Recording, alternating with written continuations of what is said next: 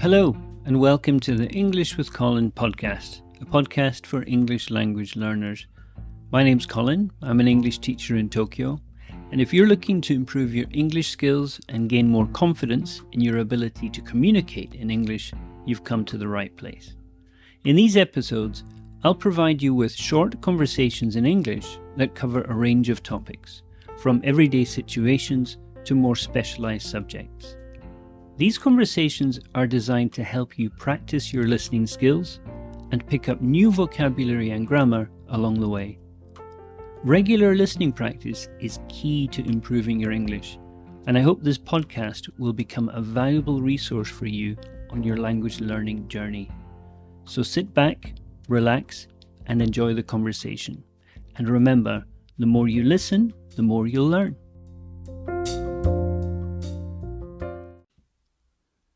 Before we start, I have a small favour to ask. If you are enjoying these podcasts, please take a moment to share your favourite episode with a friend. This really helps our podcast to grow. So, in your podcast app, click share and send a short message to a friend who might find our podcast useful. Thank you so much for your help. It really means a lot to us. Now, let's get on with the conversation. This is episode 46, and the topic for today is From Sushi to Snow Monkeys, Memorable Experiences in Japan. Hello, Sue. Hey. How are you? Good, how are you? Good. Today I wanted to talk about some of the experiences that we've had. So not just places, but actual experiences. And probably starting with one we had quite recently, well, I guess autumn last year, was we went to a Gasho village. We did, yes. How would you describe what that is? It's an old-style village. Like, houses are traditional houses, but it's not just one house. Is the whole village is a number of houses, maybe 10 or more. Yeah. So, traditional in what way? How would you describe? What do they look like? The roof is with, what is it? In English, you'd call it thatched. Yes. It's a thatched roof. So basically it's straw. There's like a straw roof, but really thick. Very, very thick. Very, very thick. And also the angle of the roof is very steep. So they're quite pointy. Yes, there's a perfect triangle. And yeah, these are old farmhouses, like old style farmhouses, and they're big. Some of them are really, really big.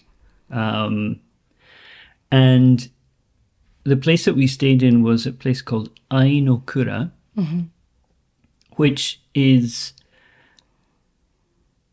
a village of these gasho houses, farmhouses, in a little area called Gokayama in Toyama Prefecture.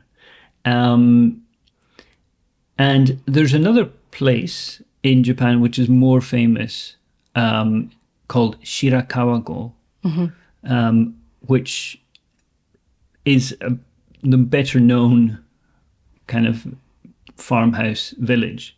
It's a little bit bigger as well. It's a lot bigger, and it's much more touristy.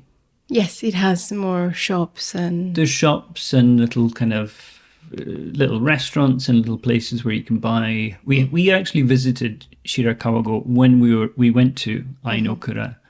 We had some incredible sushi. No, it was sushi. It was sushi, but it was meat sushi. Meat sushi, yeah. Yeah. Anyway, that's possibly a different podcast, but these houses, or this village, this Ainokura village, it didn't feel as touristy. And also we were staying the night. We stayed at the village overnight. We did, yeah, in one of those houses. And that meant that at 5 o'clock, the gates closed and all the tourists had to leave. Like all the, there are a couple of little shops and restaurants in the village, but everything kind of shut, the gates closed, and it was just us. We had this little village to ourselves. I don't think we didn't see many other guests. No. At all. So we're just walking around this place. It's us and the people who live in these houses. And it was like living in a Ghibli animation. It was definitely, it was. Because you're in the middle of the mountain, everything is green. Rice fields, quiet. Yeah. These beautiful little houses. There's nothing around, so it's quite dark. Yeah. These houses are beautiful. They are. They're very nicely put together. And yeah, so we stayed there. We had... Basically, it was a minshuku that we stayed in. So basically, it's like a bed and breakfast. In the UK, we'd call it a bed and breakfast. So we had dinner in the evening, and then we had breakfast in the morning. And we had really nice weather. You did a little workshop learning how to make paper. We did, yeah. Hand. So yeah, lots of little things. But yeah, that was a very nice experience, a very memorable experience. The lady who owned the place, she was very friendly. She was. And then they had the irori. Yes, is it irori? Irori? Yeah, I can remember. Which is like a fire inside the house. It's like a pit. Yeah, it's like a pit within the house, and that's where you cook. So you might, if you go into these old houses, you might see like a big kettle or something hanging from a chain, and then you've got this kind of pit that is basically full of ash. And yeah. And then you eat around it. Yeah, you sit around it and you eat there. And so she had the fish on sticks. Yeah. Cooking. So these kind of, I can't remember the type of fish they use, but yeah, so the fish is kind of skewered onto these sticks and stuck next to the fire, sticking up, and it sort of cook, and you eat the whole thing. Including the head, yeah. The head, the tail, everything. Everything. Anyway, so yeah, that was something that we did quite recently that we really enjoyed. We also stayed at another same type of bed and breakfast, but this was in a little island near Tokyo. Yes, so this is another minshuku in an island called, if I can remember the name of it, it was Shikinejima. Was the island, and yes, that was another little minshuku, and that, if you think about the experience, the food they gave us, yes, because this is a little island, a little fishing island. It's part of Tokyo.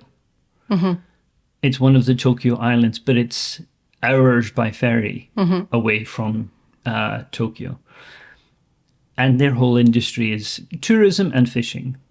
And we just got so much incredible food, huge, much more than I could eat. They were really generous with their portions. And we ate in the main room. It's all tatami, so we sat on the floor, but what they had this place of art, but the art was these the fish they catch, they make sort of prints out of them. Yes, that's right. So yeah, I don't know how they do it, if they ink the fish and then they put the paper over. Yes, they must do. And then they write down the weight, the size, everything. Yeah. So it's like a little trophy. It is. It's called gyotaku. Is what it's called, gyotaku, which is this kind of so gyo is fish and taku is like a stone impression, and so they ink up the fish and then they put the paper on the fish, and so it's a record of what you've caught, and also you can't lie. There's a thing in among fishermen that, you know, the last fish you caught is always a little bit bigger than it actually was when you're telling the story. Right. You know, you always, it was this big. Here, there's no lying. It's exactly what you see. But all of the walls were covered in these, and yeah, the dates and who caught it and all that kind of stuff. Mm-hmm. And the detail is incredible. It really, yeah, you need to kind of Google some images of this. Gyotaku, Gyotaku.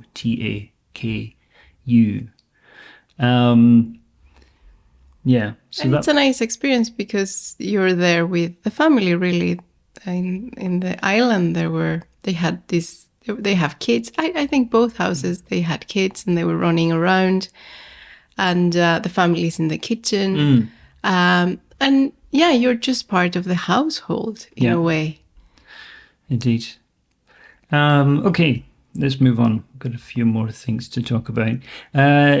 Speaking of fish, we had sushi. But we had sushi at the Tsukiji market, which is the huge fish market in Tokyo. And the thing to do is to go early in the morning and get the freshest fish. Basically, the freshest fish you can get in Japan, just the fish coming through this market early in the morning. And we would be there maybe 5:30. Yeah. Queue up for about an hour in a very, very tight little queue. And the place that we used to go to was the Daiwa. That was the one we went to, Daiwa Sushi. And it's actually, there's two sides to it. So as you're queuing, you get filtered into either the left side or the right side. And we were very lucky we went to the left side, which is kind of where we think he's the boss. This old guy who's clearly been doing this for a long, long time. And he was serving us. And but it's a very, very famous place as well. So famous people have been there. Yeah, David Beckham. And he has the picture with that sushi chef. Sushi chef. Yeah, no, I'm sure he has a reputation. But yeah, that was, we went there a few times. And it sounds strange to go to have sushi for breakfast, but it is delicious. Yeah. Like, it's not strange. Yeah. It's so fresh that it just, it melts in your mouth. The other thing is you've been awake for quite a while. To get there. At that point. And you haven't had any breakfast. Absolutely, yeah. You know, you don't have breakfast and then go and have sushi. You arrive on an empty stomach. I think I went, I kind of remember I went with a friend, took a friend there, she wanted to go. And while we were queuing, she was like, is there any beers? Like, this is 5, 6 in the morning. And she found some, and you're standing in the queue, having a beer, waiting for your sushi breakfast. There you go. Yeah. But you'll see a lot of people having a beer with their sushi. He offers you beer. Beer? 6 in the morning? Beer? Sure, yeah. Yeah, we will have a beer. Yeah, a very strange, but yeah, and a really nice experience. What else can we go with? Well, snow monkeys.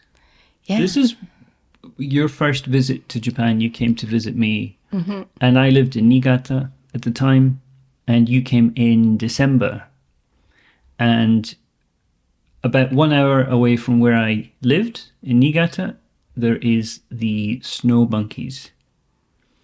Jikokudani, I think it's called, which is like the Hell's Valley, which basically refers to the geothermal springs. You know, there's lots of hot water in this area. And one of the things that the area is famous for is these Japanese macaque monkeys that started, I think it was only about 30 years ago, 40 years ago maybe. They actually started using these hot spring pools. So there's lots of snow in that region, and usually the monkeys can't really survive in that location. It's too snowy for too long, and it's very tough for them to get food. But because they were able to use these hot spring pools, they were able to live that far north throughout the winter. So yeah, we call them the snow monkeys. And when you came to visit, we drove out, and there's 2 parking areas to get there. One is quite close, and the other one is quite far away. The one that was close was closed because of the snow. Mm-hmm. There was too much snow, so that the closer car park was closed. So we had to park at the other one, which meant that we had to hike through the forest. Through the snow? Through the snow, it was like Narnia. It was fresh. Full on, like Narnia style, walking through the forest. And then we get to the monkeys, and there's full on snow monkeys. And because it's cold, all of the monkeys are down in the pool. I guess in warmer times of year, they can go to other places, but we were there in the winter. And just to be that close to wild monkeys, these are monkeys that can they're not in cages, they're not held in, they're there because they want to be there. Mm-hmm. But, they live up in the forests. So, yeah. So you have to keep your distance. You do. You can't touch them. Absolutely not. You don't want to get between, a mother and a baby, mm-hmm. or, and you need to keep an eye on the alpha, like the top male. They will tell you, like, that's the alpha. Mm-hmm. Like, he's the top. And you'll see, because he'll be sitting very still, usually in quite a high position, not moving very much, and everyone else is kind of walking around but keeping an eye on him. Right. It's very interesting seeing the behavior, because they're wild animals. Okay. Right. I think another thing we can talk about is an experience we had in Asakusa. Now, Asakusa is a very traditional part of Tokyo. Mm-hmm. A lot of Tokyo is very, very modern. Shinjuku, Shibuya, these kind of areas. Harajuku, yeah. Asakusa is a very traditional area, so you have a lot of art. Mm-hmm. There's a very famous temple there. And one of the things we did in Asakusa is we did some woodblock printing. Mm-hmm. So if you know Hokusai, the big wave. The great wave off Kanagawa, mm-hmm. is the famous kind of Japanese woodblock print with the wave crashing over the ships, and I think you got Fuji in the distance. Mm-hmm. So that's woodblock printing, and there's a place in Asakusa, and it's called the Mokuhankan, and it's run by an American guy called David Bull, mm-hmm. and he's been in Japan for many, many decades. And he is one of the masters of woodblock printing, particularly the carving mm-hmm. element of it.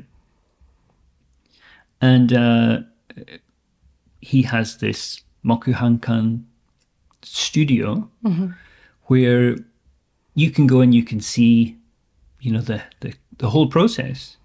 Not only can you buy the woodblock prints, but you can actually see the carving process, and you can actually do some printing yourself.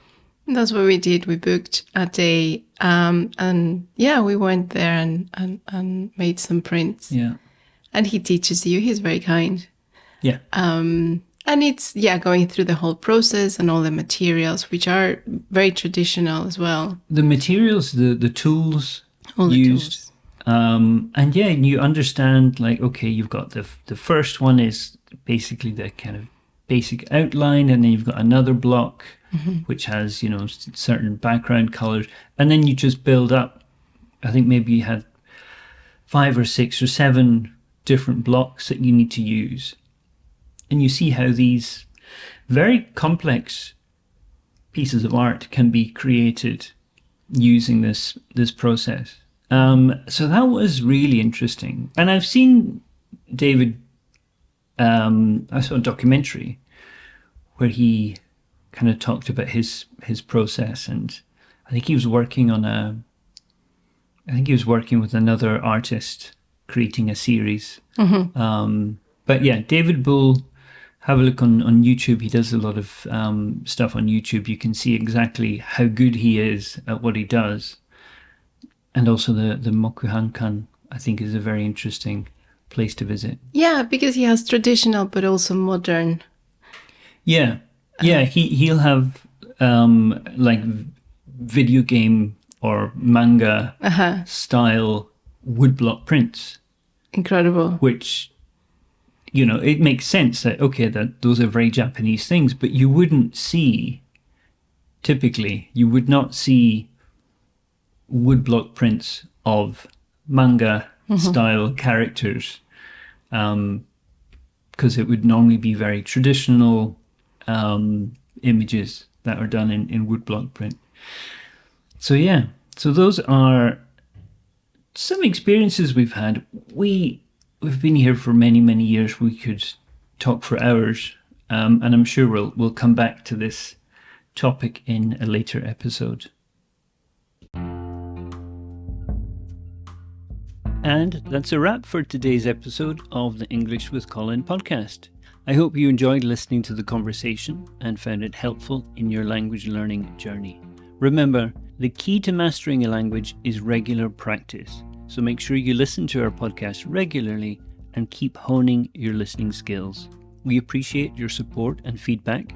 So if you have any comments, questions, or suggestions for future topics, please don't hesitate to get in touch with us.